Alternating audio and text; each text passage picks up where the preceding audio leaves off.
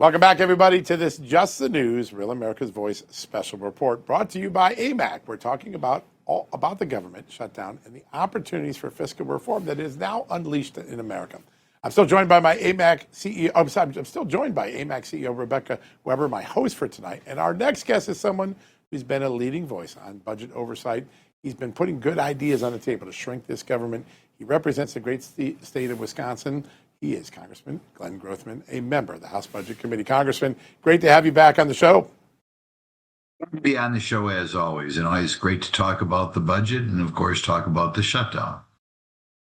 One of the things I like, and you and I had this conversation a couple of weeks ago, when this shutdown began, you did something symbolic, but I think much more than symbolic.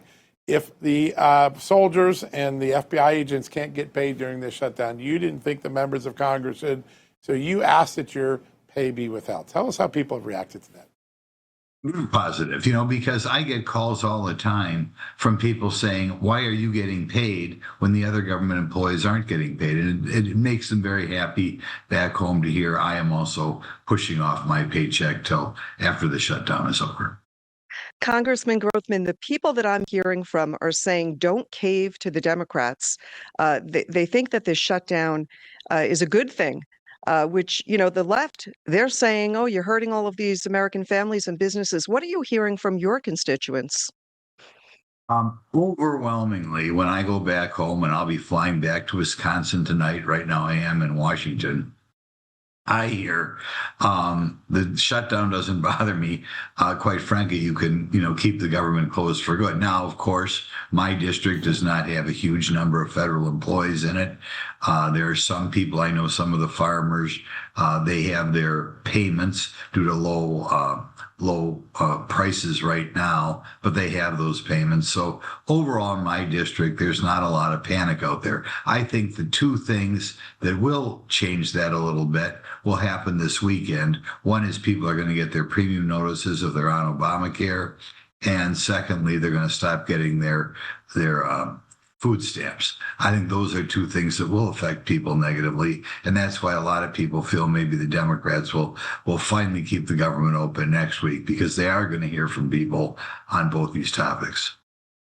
Yeah. Absolutely. And we see the pressure that Congress is under really to include these extensions of Obamacare subsidies. That comes with a huge price tag.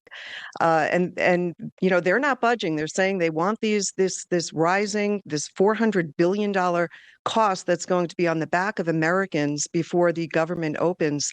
These subsidies were supposed to expire with the pandemic. Do you believe that extending them would be a major fiscal mistake? It's a problem. You've got to remember, right now, the federal government is borrowing 26% of our budget. I mean, can you imagine your own life, whenever you go to the food store, whatever, borrowing 26% or borrowing 26% of your rent or mortgage payment? I mean, that'd be ridiculous. But that's where we are right now. We do not have the money to throw another $34 billion per year. And that'll be going up over the next 10 years, $34 billion a year, propping up the poorly designed Obamacare situation. Okay, and I know that's one of the many things the Democrats want. Now, the Democrats want to spend a lot more money on other things as well, well over $100 billion total every year. And that's normally what we negotiate over time. But I would hope that our negotiators, even when this shutdown wraps up, are not going to be spending that huge amount of money. Or if they want any more money put in Obamacare, they make spending reductions somewhere else. Yeah. I want to ask you about Obamacare. Mike Johnson came on the show last week and said, hey, we are going to reform it because it is broken and we just can't keep hiding it from the American people by paying off the insurance companies with tax dollars. Can you tell us some of the ideas that are behind the scene that could revolutionize Obamacare, eventually maybe change the downward trajectory that it's created in the healthcare system?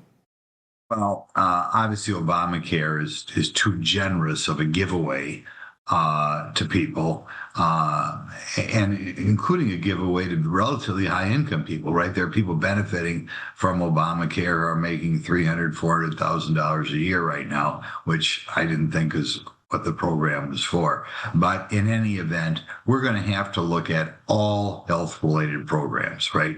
I don't care whether you're Medicare, Medicaid, Obamacare. The cost of healthcare continues to wildly outstrip inflation.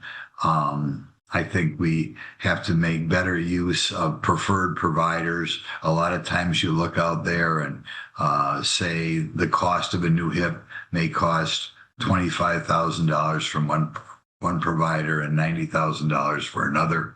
So we've got to make sure we get everybody in line with best practices.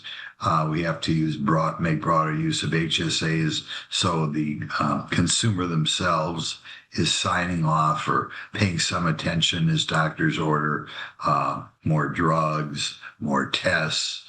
I think I myself can tell when I go to the doctor that I think they are doing more than they were doing, say, 10 years ago, because the more they do, the more they make.